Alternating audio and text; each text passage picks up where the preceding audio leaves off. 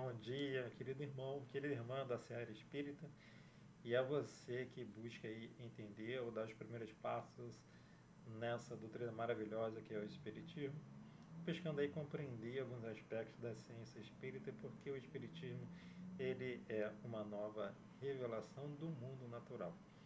E é por conta disso, nos primeiros episódios, né? Hoje é o 5º episódio.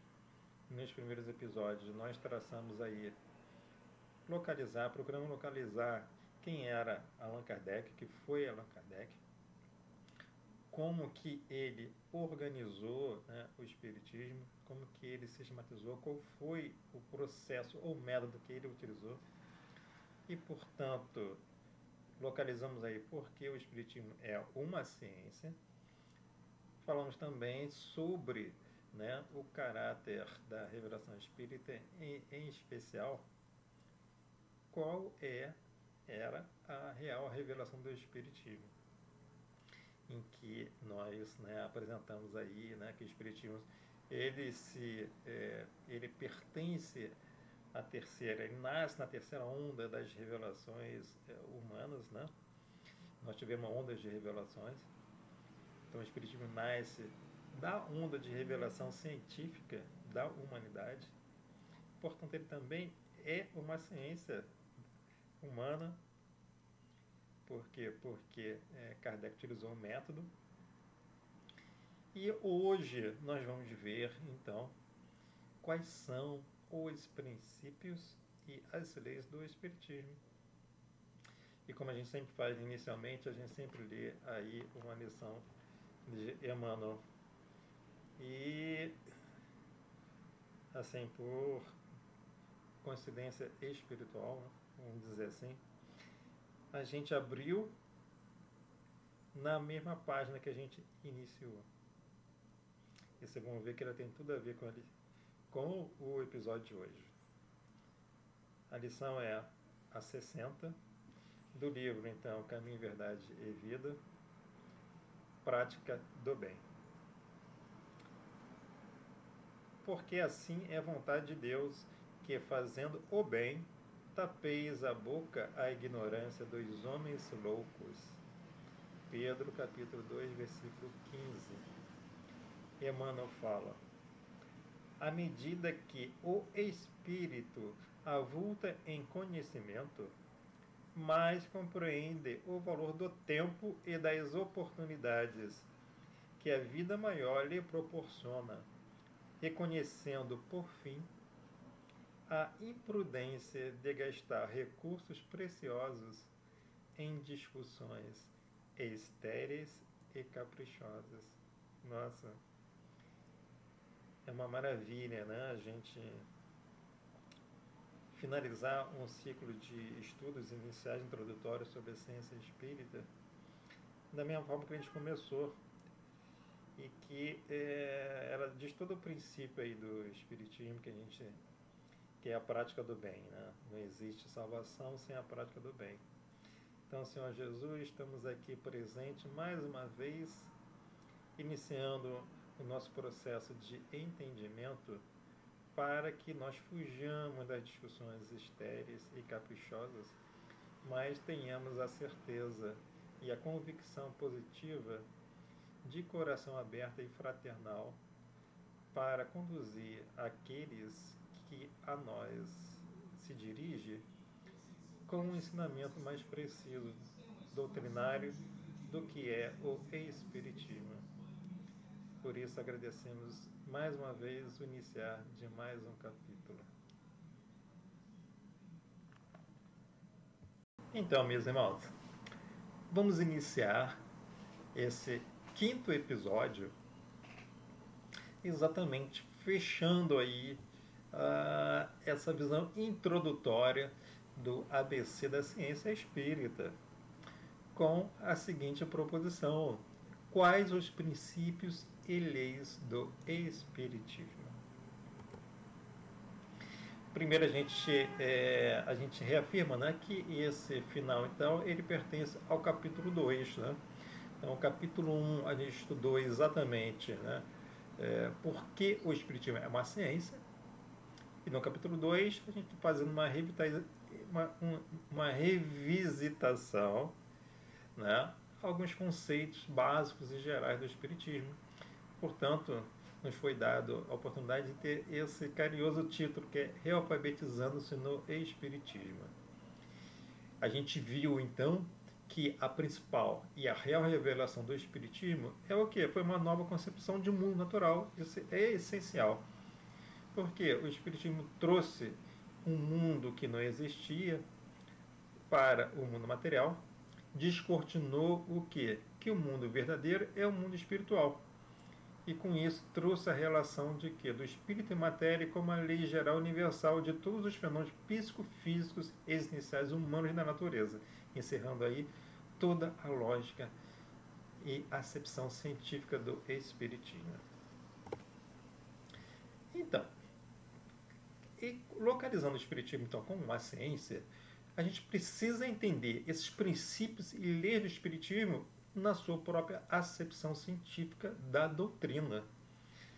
Não nos é possível entender os princípios de leis do Espiritismo sem outra percepção. Porque é muito interessante isso, a gente vai ver daqui a pouco. Primeiro, assim, a gente precisa considerar aqui, fazer uma consideração importante, que a gente está traçando um caminho de aperfeiçoamento aqui nesses estudos. Uma convicção positiva. Eu aqui, assim, a gente não faz nenhuma distinção de pensamentos, de aprimoramentos que foram feitos, né? Ou de palestras que irmãos trazem, olhares novos. A gente procura aqui trazer algumas coisas que muitas das vezes parecem muito simples e óbvio, né? A gente passa de uma forma muito rápida, mas assim, existem alguns pontos ali da doutrina que precisam um olhar mais carinhoso. E a ciência espírita, ela não pode ser encarada assim como uma coisa difícil, ela tem que ser encarada como a própria essência de Deus divina, da explicação. Olhar ser olhado também com mais carinho. E é claro que a gente não tem assim uma visão, né? Uma compreensão exata e o preparo exato de Kardec, muito longe, estamos muito longe disso, mas a gente está revisitando algumas possibilidades lógicas de entendimento.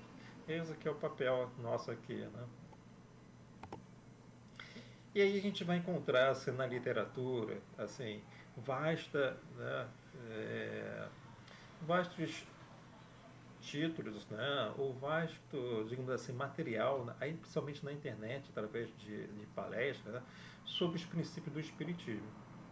E parece senso comum que em todos eles, né, o Espiritismo tem 5 princípios básicos. Eu trouxe 2 exemplos aqui, né, de ótimos, né, vídeos que falam sobre esses 5 princípios básicos, né. Temos aqui, né, o canal da Nete Guimarães, que realmente é uma espírita que tem um preparo muito bom e efetivo sobre a doutrina, né? Em especial as questões que tratam mais da ciência. Então ela diz que para ser espírita é preciso pensar a realidade a partir de 5 princípios básicos: existência de Deus, imortalidade da alma, comunicabilidade dos espíritos, reencarnação e evolução espiritual. Um outro vídeo que a gente achou bem interessante, bem didático também, é do Centro Espírita Regeneração de São Gonçalo. Lá teve, né, nesse ambiente aí talvez da pandemia, não lembro bem se foi nesse ambiente da pandemia, mas um estudo então dos princípios fundamentais da doutrina espírita, que também são simples na visão: a existência de Deus, a imortalidade da alma, comunicabilidade dos espíritos, reencarnação, e aqui eles trocam, fazem uma mudança. Enquanto a Nete Guimarães fala que a evolução espiritual é o 5º princípio, o Centro Espírita de Regeneração São Gonçalo traz que a pluralidade dos mundos habitados é o 5º princípio. Mas vocês verão que na maioria da apresentação das palestras edificantes dos nossos companheiros e companheiras da doutrina espírita, há uma tendência, né, uma visão positiva de encarar os princípios do Espiritismo por meio de 5 tópicos, né, ou então resumir esse princípio do Espiritismo em 5 princípios, que são esses que a gente já apresentou. Mas aí, como a gente falou, né, existe uma necessidade de entender, tá certo? Se o Espiritismo ele é uma ciência e carinhosamente precisamos passar a compreender o Espiritismo com base nessa ciência que ele trouxe, a gente precisa entender também os princípios do Espiritismo sob essa ordem, então, da acepção científica. E olha o que Kardec nos traz na conclusão, na página 594, sobre os princípios do Espiritismo. Que faz a moderna ciência espírita? Reúne em corpo de doutrina o que estava esparso. Explica com os termos próprios o que só era dito em linguagem alegórica. Poda o que a superstição e a ignorância engendraram para só deixar o que é real e positivo. Esse o seu papel. O de fundadora não lhe pertence. Mostra o que existe. Coordena, porém não cria. Por isso que suas bases são de todos os tempos e de todos os lugares. Eu acho que só essa visão, assim, na parte da conclusão de Kardec, daria aí para uma palestra para algum companheiro, alguma companheira, assim, com bastante facilidade de extrair, né, essas lições todas que estão aqui tão, assim, bacana aqui. Mas Kardec, eu chamo a atenção que Kardec trouxe, né, aqui justamente isso. Primeiro, para ele, então, ele traz, né, que o Espiritismo é uma moderna ciência. E o que é a moderna ciência espírita? Por que ele fala moderna ciência espírita? Porque, na verdade, assim, igual a gente viu as ondas, né, já houve vários tipos de revelações, né, ao longo da humanidade. Então, aqui, o Espiritismo, ele não criou nada novo. Ele veio dar o quê? Uma explicação através de quê? De termos próprios. Isso aqui é muito importante, pessoal. Ele veio dar o quê? A explicação por meio de termos próprios. Então, quando Kardec coloca isso na conclusão, a gente precisa remontar, então, quais são os termos que consegue traduzir os princípios do Espiritismo, e sem o qual a gente não consegue entender, tá certo, o significado da doutrina espírita. Então é através da busca desses termos que a gente vai lá reconduzir uma visão o quê? Da ciência espírita, por meio de seus princípios. Então vamos ver que termos são esses. E aí a gente, na busca desses termos, então é uma visão lógica que de vários estudos, né, naturalmente que eles podem ser confirmados pelos estudos de todo centro espírita. Não só uma pessoa, né, mas todo e qualquer centro espírita, dê uma olhada nesses termos. E se eles estiverem em contradição com a lógica apresentada da doutrina, então retire ele. Mas a gente entendeu então que existem 20 princípios, 10 princípios básicos e 10 princípios fundamentais ou gerais. Quais são os 10 princípios básicos, né, sem o qual não se funda a doutrina espírita? Um, a gente concorda, a existência de Deus. Segundo, é a existência do espírito e da matéria.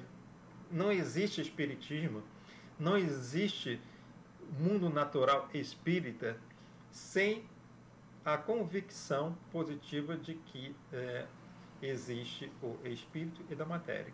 Existe o princípio espiritual e o princípio material.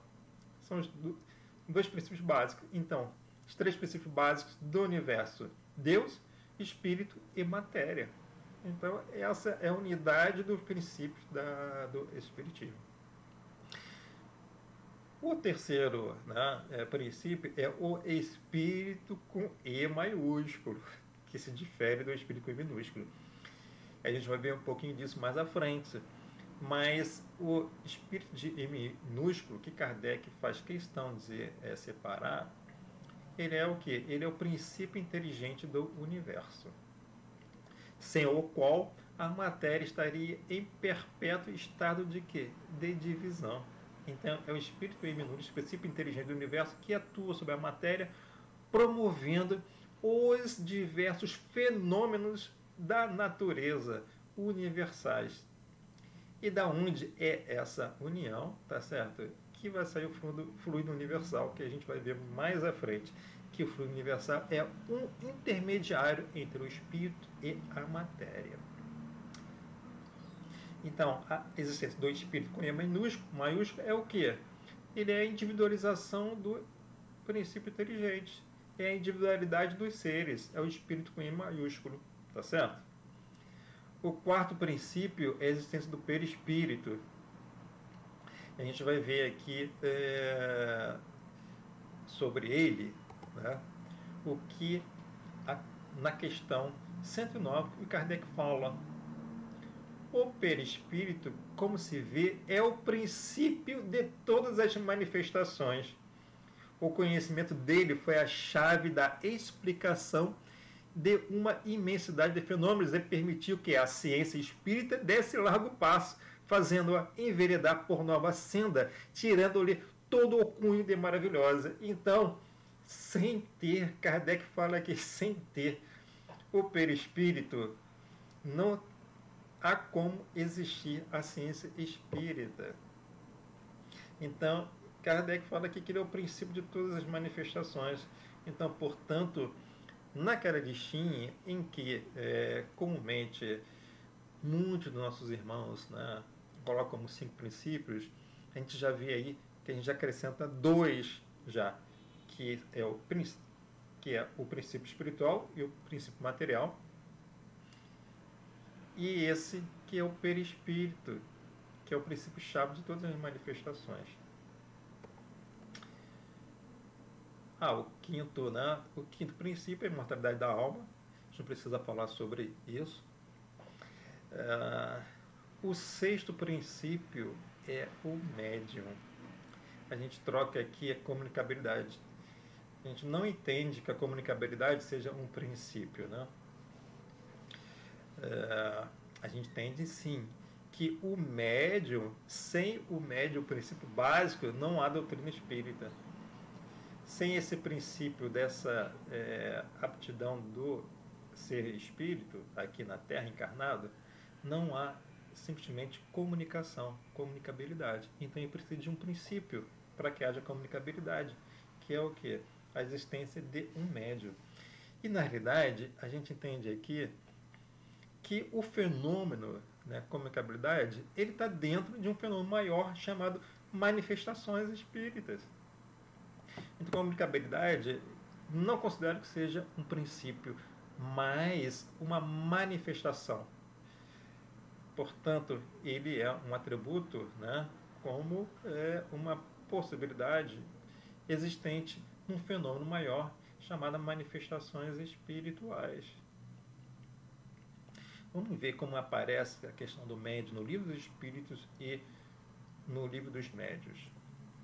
No Livro dos Espíritos, na introdução, na página 61, primeiro parágrafo, Kardec diz: não é lícito negar-se, e isso constitui mesmo um princípio da doutrina, a influência que os assistentes exercem sobre a natureza das manifestações. Então, a manifestação aqui, ele já definindo como um fenômeno, e aí a importância do quê? Do médium, né? Um médium e a sua capacidade de influência sobre a natureza das manifestações, ou seja, que isso é um princípio. Ou seja, o médium é um princípio fundamental, ou princípio básico, perdão, do espiritismo. E Erasto, ele vem trazer também no Livro dos Médiuns, na questão 236. Primeiramente, é bem importante colocar isso, né, que no Livro dos Espíritos, a gente não encontra a palavra mediunidade. Você só vai encontrar a palavra mediunidade já no Livro dos Médiuns. E Kardec, ele não faz uma conceituação no Livro dos Espíritos do que é médium. Só no Livro dos Médiuns que a gente vai encontrar uma conceituação. E a gente encontra ela muito mais perfeita em Erasto, na sua questão 236, em que ele fala: primeiramente, entendamos-nos bem acerca dos fatos. Olha a questão da observação dos fatos, totalmente científico, gente. Que é o médium? É o ser, é o indivíduo que serve de traço de união aos espíritos, para que esses possam comunicar-se facilmente com os homens. Espíritos encarnados. Por conseguinte, sem médium, não há comunicações tangíveis, mentais, escritas, físicas, de qualquer natureza que seja. Então, o princípio fundamental do espiritismo é o que? A existência do médium, sem o qual não há nenhuma comunicação, que a gente viu que a comunicação é um processo, faz parte de dos modos de manifestação.